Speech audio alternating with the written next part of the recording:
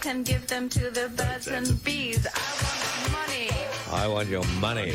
Hello, Dominic Alafarci. Hello, Darren James. Hi, Emily. Hello. Lovely to see you again, Emily. Yeah, thanks, you too. You getting many land tax complaints at your office? Jeez. Yes, is a simple answer. If I not, won't repeat. do you want some more? No, I think I've told you this before. A lovely Polish fellow client of mine on the phone crying a little while ago. He's got 3 properties. Oh, the shops. Yeah, the shops. Yeah. I think it's $116,000 out of his $160,000 rent. It's just criminal. Yeah, and he's got the land tax he has to pay for some unknown reason. Normally commercial properties, the tenant pays, but he's been landed with it. But anyway, make a long story short, yes. Yeah, thought so. Hey, what happened overnight? Well, last night we saw US markets rally strongly as unemployment rose, would you believe, to 3.9%, which is a good thing. That's because it's provided the US Fed Reserve a breathing space to make a rate cut sooner rather than later. So if the economy's too strong, they won't cut rates. And now it's not deemed to be as strong as they thought it was, so we may have a rate cut in the US. Australia's stuff, we're not going to have a rate cut for a year. You reckon? Yeah. Anyway, the Dow Jones Industrial Average put on 1.18%, or 450 points, while the S&P 500 rose 1.26%, or 64 points, and the Nasdaq rallied 315 points, or over 2%. To 16,156. Across the Atlantic, London's FTSE rose 0.5% to 8,213, with the French and German markets higher, whilst the Italian MIB gave back ground. Gold was steady, giving back $1 to $2,308.60 US an ounce, whilst West Tex Media fell 1% to $78.11 US a barrel. And the Aussie dollar is up slightly against the greenback and is currently buying 66.1 US cents. And our ASX 200 SPY is up 22 points this morning, looking at a positive start on Monday following Friday's effort where our market put on 42 points, or over 0.5%, to end the session at 7,629. All righty. Collecting coins, is that a good investment? I've done a little bit of it. It's very hard. You've got to know what you're doing, and you've got to be a numero, whatever that word is. How do you say it? Coin collector? No, there's a big word for it. Numero. That word, I can never pronounce it. I once collected stamps, but I stopped because I decided philately will get you nowhere. There's a 1977 Jubilee coin that's worth $9,000. Oh, wow. Yeah, that's a good investment. All right, if you bought it at 5,000. Yeah, that's right. Or bought it for 50 cents. It's even better. If you'd like to talk to Dominic, by the way, 133 693 is the number. Yeah, I was going to get a little topic today on. I've had a lot of calls on people say, how do we save to buy a house? Right, there is no other choice than to do this. Well, you can't is the answer. Well, no, you've got to save at least $100,000. Right. And it's going to take $100,000. Yeah, and it's going to take you 10 years, and you need a $5,000 starting point, and you need to put in between $400 and $500 per month for 10 years, and you'll end up with just over $100,000. So if you're 25 and you want to buy a house at 35, stick $5,000 in a good investment portfolio. You can go to collinshouseonline.com and see what the rates are. The long-term rates are around 9% in growth portfolios. I've used 8.13, which is our average in the growth portfolio, and you end up with about $100,000. You might have to pay a little bit of tax, depends on how much income you're earning, or if you have a spouse that's not working, perhaps have young children, you can distribute to he or she, and you'll end up with a lump sum, and you need $100,000 to start the game. That's it now. And at a 20% deposit, you're still buying a humble home with yes. a deposit of that. And over 10 years, prices will change. The suburb you start with, you won't buy there in a decade, Emily, but you'll get in. Emily, I've got absolutely no comeback to your logic. It's absolutely perfect. I didn't want to tell the young people out there the bad news. I was trying to sell them the good news. But you can still get a home for that price, and it just may not be in the suburb that you wanted when you started out. Yes, and as Melbourne property prices are not rising as much as interstate property prices because of our horrible land tax and tenancy rules that are... they're good in one way for tenants, but they're bad for landlords. So, you really need to start sooner rather than later, and I think this is an opportunity.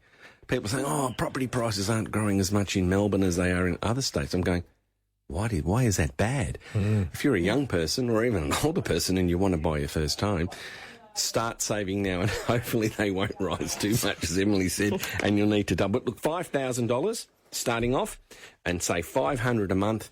In 10 years' time, you would have put in, say, $65,000, you'll have $35,000 profit, and you'll have your $100,000 to put a 10% deposit on a home was what I was aiming for. Right, Yeah. yes. If you do put a little bit away, Yep. it does add up quicker than you think. It does. It's the mystery of compound interest. Interest, yeah. Compound interest is something that some people find mysterious. I find it very simple, but maybe because I deal in numbers all the time, but it really is a forced way of savings. It works. When I gave up cigarettes, the ING Direct came onto the market. Yes, that was and good. I hosted a launch for them. I was emceeing Yes. this event. So I opened up an account, and there was, I think it was 5.75% interest Yes, in those yes. days.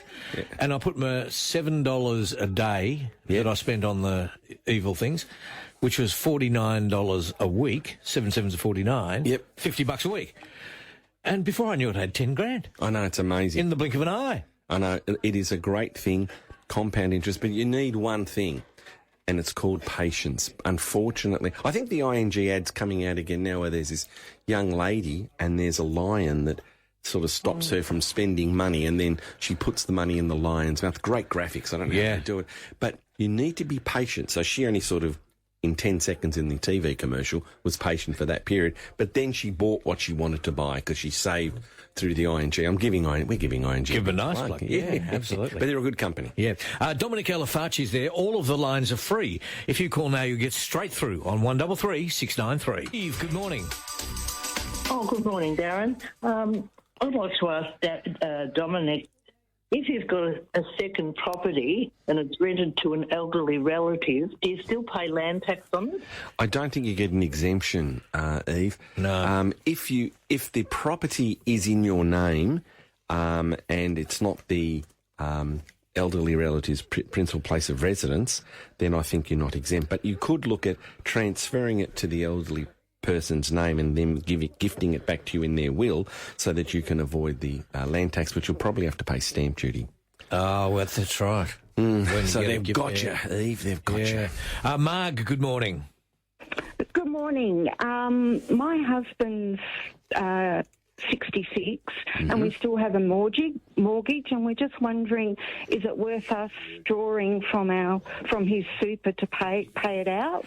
Generally, Marg, that's what I would do. I'm very conservative. Some people believe it's a good idea to leave your money in the super fund and sort of negatively gear, so to speak, and not really negatively gear, but keep your home loan. But I'm very old-fashioned. I'd pay out the home loan, but please get some personal advice that takes into consideration everything else, because I've just given you some general advice. Thanks, Marg. To Rose, good morning.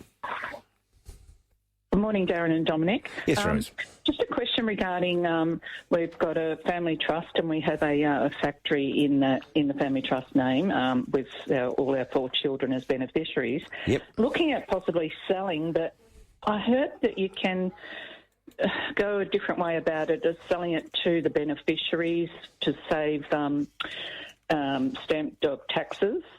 Look, what I've seen people do is transfer it to a self-managed super fund, and there are some lawyers that argue that the SRO, the State Revenue Office, isn't entitled to charge you stamp duty because there's no change in beneficial ownership.